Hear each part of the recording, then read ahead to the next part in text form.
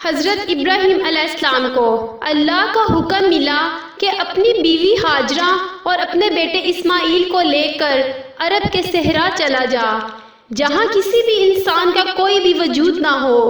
حضرت ابراہیم علیہ السلام نے اللہ کے حکم کو تسلیم کیا اور اپنی بیوی ہاجرہ اور اپنے بیٹے اسماعیل کو لے کر صفا مروہ کے درمیان آ پہنچے، جہاں کسی کا کوئی بھی وجود نہ تھا۔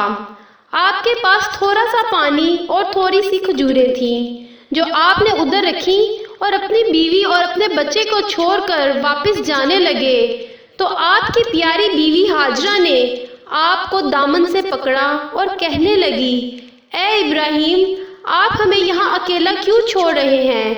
تو حضرت ابراہیم علیہ السلام نے فرمایا، اے میری پیاری بیوی، یہ اللہ کا حکم ہے کہ میں آپ دونوں کو یہاں اکیلا چھوڑ کے واپس چلا جاؤں۔ بیوی ہاجرہ مسکرا کر کہنے لگی، اگر یہ اللہ کا حکم ہے تو یقیناً اللہ ہی ہماری نصرت کرے گا۔ یہ سن کر حضرت ابراہیم علیہ السلام وہاں سے چلے گئے اور فرمایا، اے اللہ، تیرے گھر کے پاس جہاں نہ پانی ہے، نہ کھیتی اور نہ ہی کوئی انسان، میں اپنی پیاری بیوی ہاجرہ اور اپنے بیٹے اسماعیل کو چھوڑ کر جا رہا ہوں تاکہ تیرا گھر روشن ہو جائے اور تیری عبادت سر عام یہاں ہوتی رہے۔ اے اللہ، لوگوں کے دلوں کو ان کی طرف مائل کر اور ان کے لیے رزق اور پانی کا انتظام کر تاکہ یہ تیرا شکر ادا کرتے رہیں۔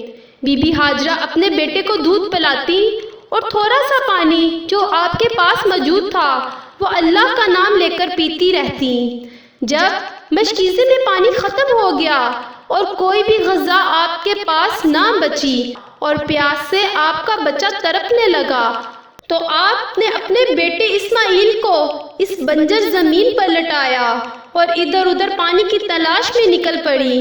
کبھی آپ صفا کی پہاڑی پر چڑھتی اور دور دور دیکھتی کہ کہیں آس پاس پانی نظر آ جائے، اور کبھی صفا سے اتر کر وطن وادی میں آ پہنچتی کہ شاید یہاں پانی مل جائے اور اللہ سے دعا مانگتی، اے اللہ، یہاں کسی بھی انسان کا کوئی وجود نہیں اور نہ ہی پانی ہے اور نہ ہی غذا، آپ ہماری مدد فرمائیں۔ آپ بار بار کبھی صفا کی طرف دوڑتی اور کبھی مروہ کی طرف دوڑتی اور بار بار اللہ پاک سے دعا مانگتی۔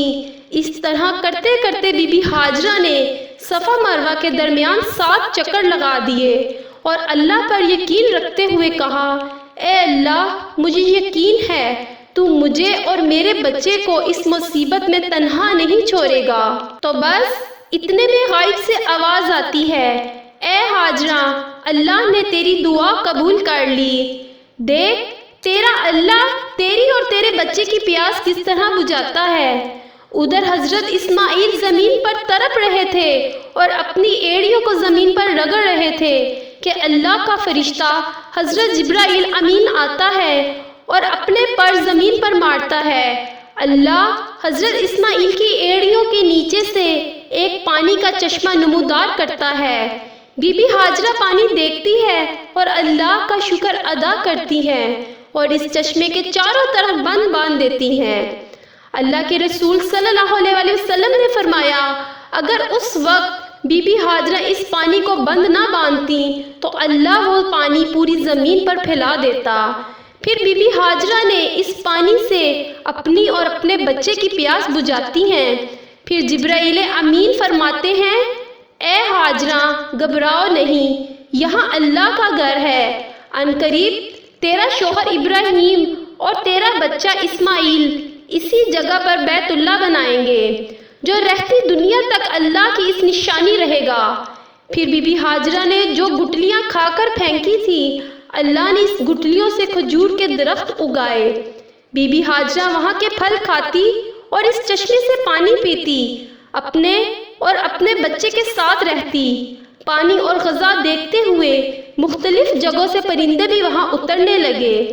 تھوڑے عرصے کے بعد جرم قبلہ کے لوگ وہاں سے گزر رہے تھے تو دیکھا کہ اتنے پرندے یہاں کیسے پہنچے۔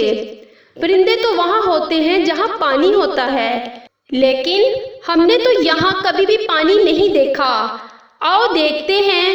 جیسے ہی وہ آب زمزم کے پاس پہنچے تو دیکھا ایک بیوی اپنے بچے کے ساتھ وہاں رہ رہی ہے اور میٹھا پانی زمین سے اوپر آ رہا ہے۔ بی بی ہاجرہ نے زمزم کے معجزے کا سارا واقعہ ان تمام لوگوں کو بتایا اور سب سے کہنے لگے، ہم تسلیم کرتے ہیں کہ اللہ ہر چیز پر قدرت رکھتا ہے اور جو چاہے کر سکتا ہے۔ اگر آپ ہمیں اجازت دیں تو ہم بھی یہاں رہ لیں۔ اجازت ملنے کے بعد وہ قبیلے کے لوگ بھی اس بنجر زمین پر رہنے لگے اور اپنے عزیز و اقارب کو اس زمین پر رہنے کے لیے بلانے لگ گئے۔ رفتہ رفتہ اللہ نے اپنے گھر کی زمین کو آباد کر دیا۔ پھر اللہ نے حضرت ابراہیم کو حکم دیا کہ ابراہیم جاؤ، جہاں تم نے اپنی بیوی اور بچے کو چھوڑا تھا وہاں جاؤ اور میرے گھر کے نشان کو واضح کرو۔ اس طرح آپ حضرت ابراہیم علیہ السلام اور حضرت اسماعیل علیہ السلام نے خانہ کعبہ کو تعمیر کیا اور لوگ ادھر حج کے لیے جانے لگ گئے، اور جو انسان وہاں جا کر صفا مروہ کے درمیان دوڑتا ہے تو وہ بی بی ہاجرہ کے اس قربانیوں کو یاد کر کے روتا ہے۔ بے شک اللہ اپنے بندوں کے امتحان کو آنے والی نسلوں کے لیے سبق رکھتا ہے، تاکہ ہر انسان یہ جان لے کہ اللہ مصیبت میں کبھی بھی اپنے بندوں کو تنہا نہیں چھوڑتا ہے۔